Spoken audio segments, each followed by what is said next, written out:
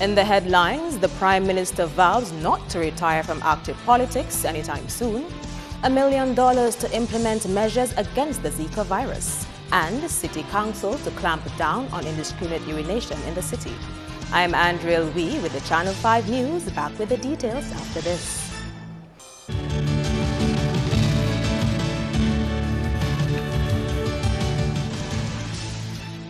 Thank you for staying with us. First up, political leader of the Dominica Labour Party, Prime Minister Roosevelt Skerrit, says although he had decided not to contest the next general elections, he has changed his mind. The DLP held a public meeting in St. Joseph on Tuesday night, where the Prime Minister set the record straight that a snap election was not forthcoming. He says the United Workers' Party has made him reconsider stepping down from active politics. On the night of December 8th, when we won the last election, I told my wife and a few very close associates and my colleagues that that was my last election campaign as the leader of this great political party. I had absolutely no intention of contesting the next election as Prime Minister candidate. But these guys have made me mad, ladies and gentlemen. He has accused the opposition of damaging the reputation of Dominica, damage which he says will take more than 5 years to repair. I have now told myself my work in this country is not complete.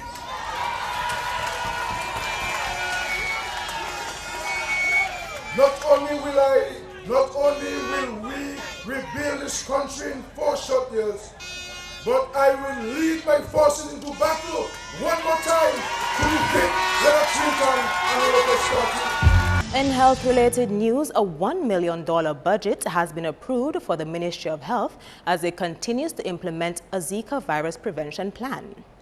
The mosquito-borne disease is the latest public health scare. The World Health Organization has declared it a global health emergency. Health authorities hosted a news conference on Wednesday to make the public aware of its preventative measures concerning Zika. The budget would have been presented to Cabinet yesterday of close to $1 million towards the campaign to fight against the Zika virus. However, every dollar of this will be useless if the individuals don't take responsibility, because we could fog as many times as we want. Okay, we could fog today, tomorrow you leave a container out, collect rainwater and recreate the mosquito breeding ground. The plan is to launch an intense and sustained campaign aimed at reducing mosquito breeding sites. Fogging is among the activities covered under the budget. A lot of these finances, the PS will probably can shed a bit more light, and that would be existing monies available under from last year's budget. So the $1 million budget that we spoke about doesn't necessarily mean new or additional funds. These are monies that will be available under various heads. Of course, as I said, as the campaign intensifies, additional resources are going to be needed, human resources, financial, otherwise, especially as it pertains to the procurement of chemicals for fogging, etc., that these monies will be made available. A stakeholder consultation involving port employees and public health workers is expected to take place on Thursday to discuss the national plan on protecting our borders from Zika virus. A warning that anyone found encouraging the breeding of mosquitoes can be fined and confined as health authorities attempt to enforce mosquito control regulations. Chief Environmental Health Officer Anthony Scotland told the Health News Conference there are existing mosquito control regulations which outline penalties for what he calls chronic breeders of mosquito. And they put in your neighbors and fret. So if you are in a community and you have 1 drum of water exposed, that drum can provide mosquito for 40 houses. On the drive we're going on, we will be toppling drums. Drums that gain us headache, we'll be putting holes in them. And we have that. The law gives us the authority to do that. Over the years, I just see like people take it as a joke. Or they'll just show you where look at drum there, would bring mosquito, we have to put something in it. We need to get out of that system. We need to take it serious that this is a vector that can cause illness and death to you and your family and your neighbors. Scotland says it is a criminal offense to breed mosquitoes, and he is advocating for stiffer penalties to deal with the problem. You can be fined up to $1,000 or be imprisonment for 3 months, or you can be both fined and confined. So that is the present penalties for breeding mosquitoes at home or in an area that can create problems to public health. We intend to step up on the enforcement component, serving more notices to people, especially these chronic breeders. And if they do not take action, the matter will be brought before the court. In excess of $500,000 worth of relief supplies made available to the government of Dominica and 8 institutions. The Dominica Disaster and Relief Committee of St. Thomas officially handed over the donation on Wednesday at the Woodbridge Bay port. The group has come to the aid of the country for the second time since Tropical Storm Erica. This time, they brought in 3 40-foot containers. Dominica's liaison officer of diaspora affairs in the USVI and chairperson of the committee, Lauren Bannis-Roberts, says 90% of the contents are building materials and 10% relief items. The other beneficiaries of the relief supplies are the Dominica Infirmary, Chances Home for Youth at Risk, the Daly's Primary School, the Sansovere Primary School, the Wed3rd Village Council, the Yes We Care program, the Roving Caregivers program, RCP. The third container is a contribution from a corporate citizen to one of our service clubs here in Dominica. Part of the donation comes from MSI Building Supplies in St. Thomas, which has made a donation of $70,000 worth of supplies each to the Dominica Disaster and Relief Committee and the Lions Club of Dominica. Director of MSI is a past Lions Club member of Dominica. These, we hope, will reach the real needy in our community, because I took a ride out to Petit Savan and Fonseca yesterday and saw some of the disaster and the destruction that Erica wrought our country. In the 40-foot container at the back, there are some plumbing supplies, again can be used for renovations and repairs to damaged structures. Trade Minister Ian Douglas, who represented the Prime Minister, says his government appreciates the determination of the St. Thomas Committee to help rebuild Dominica. We have to rebuild our shattered infrastructure so that in the shortest time we would have re-established a firmer platform, building back better to bring about the reality of a prosperous, peaceful and a just Dominica for all of us. Lurian Graham Carter, Channel 5 News. Calls are being made for greater respect for the work of the Dominica Cancer Society on the heels of World Cancer Day.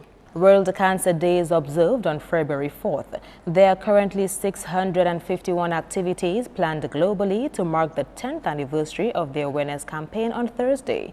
Immediate past president of the Cancer Society, Kathleen Cornelius, told their recently held AGM there needs to be better partnership between the organization and healthcare providers. Too often, the Cancer Society does not get the respect that it deserves in regards to our healthcare providers. Often, when we visit the hospital, Claudia will tell you that it is because someone has called, a family member has called, not necessarily because a nurse has called or a doctor has referred a patient to us. She says response time to cancer cases needs to be improved. Too often, when we go to do CT scans, we are told we can't get an appointment until 3 months. In 3 months, we could be dead. We need to ensure this year, as we move forward, that the hospital administrative services work hand in hand with us so that our needs are met. Coming up, new rules on vending outside the stadium for Carnival. Stay tuned.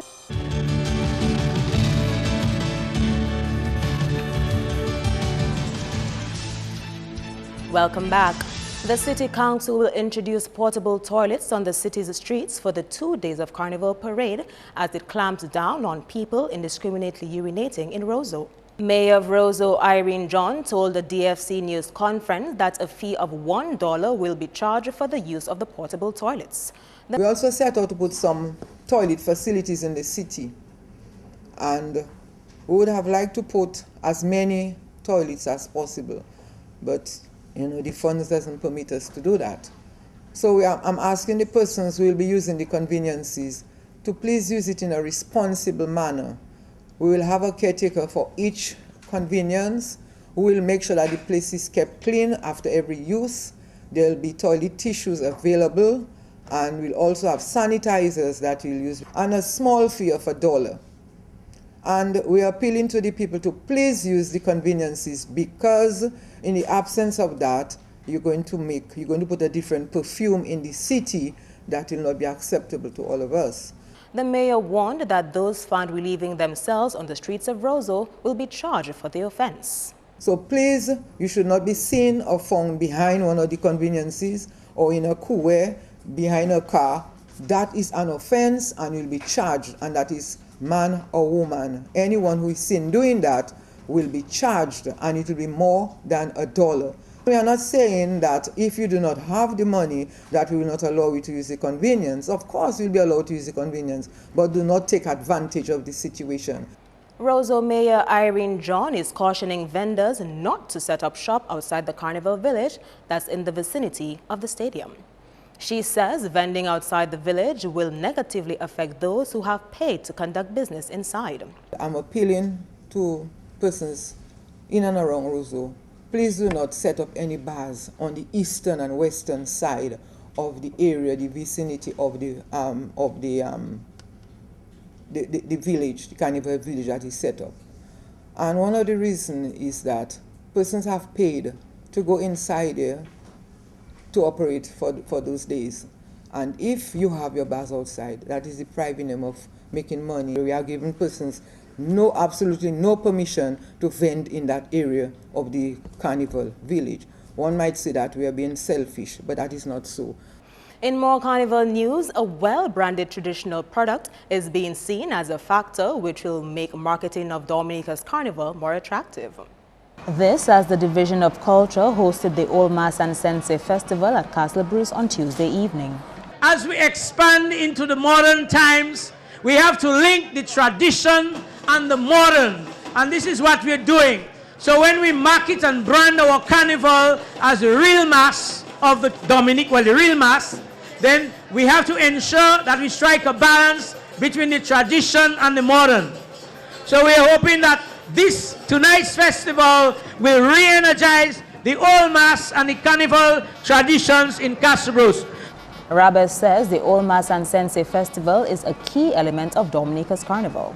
In Dominica, we talk about the carnival being the real mass, the most original carnival in the Caribbean. And what makes Dominica's carnival the real mass and the most original carnival in the Caribbean is the old mass, is the traditional mass, is the sensei, the Suswell Sui, the Band Move, the Black Devils, you know, all the various costumes that we have in our traditional carnival. And Dominica State College will, for the 7th year, make its annual contribution to Carnival celebrations on Thursday. The DSC will put on its Mass Jamboree event at the Carnival Village. The highlight of the Jamboree is a pageant in which 7 contestants will compete for the Miss DSC Mass Jamboree title. A beachwear segment has been introduced to the pageant for the first time. The lead event of Mass Jamboree is the Miss DSC Mass Jamboree. And as you know, one of the major goals is to provide the Queen Show with girls who can take part in the national pageant. Unfortunately, this year, nobody who took part in the DSC Mass Jamboree didn't take part in the National Queen Show, but we have about 4 people who are ready for the 2017 show. Hunter says the show will include several features of Dominica's carnival culture. Mass Jamboree is bigger than just the pageant. We feature Calypso, we'll also feature Black Diamond, we'll feature who we call now our reigning DSC monarch, Janae. We'll showcase talent of DSC, so we'll have dance, we'll have song of students at DSC, and also we'll showcase Booyah. Miss Dominica 2015, Odessa Eli, is a former Miss DSC Mass Jamboree winner. That's news. We now join Kenny Williams for your sports highlights.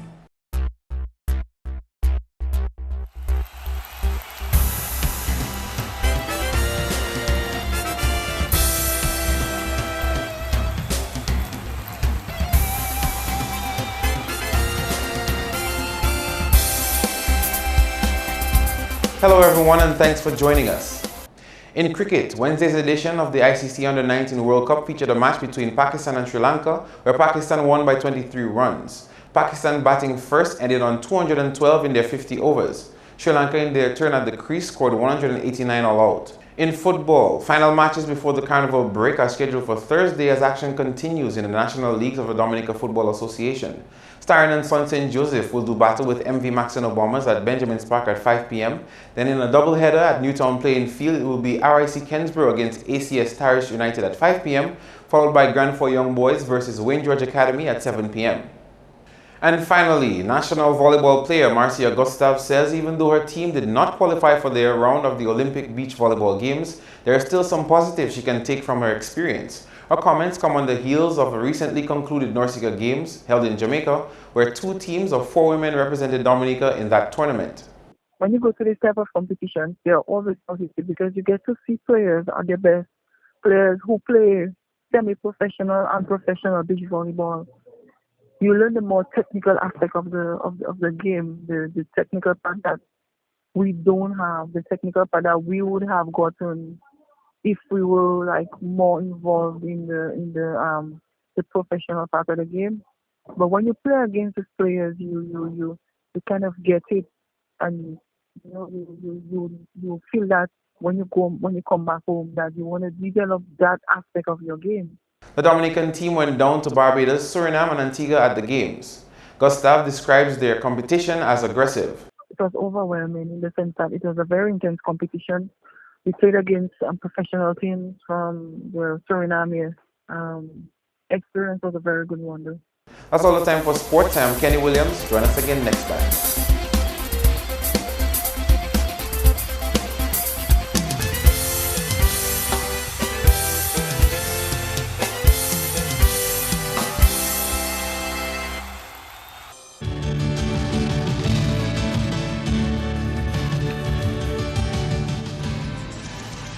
Stay tuned for this week's edition of Flashback.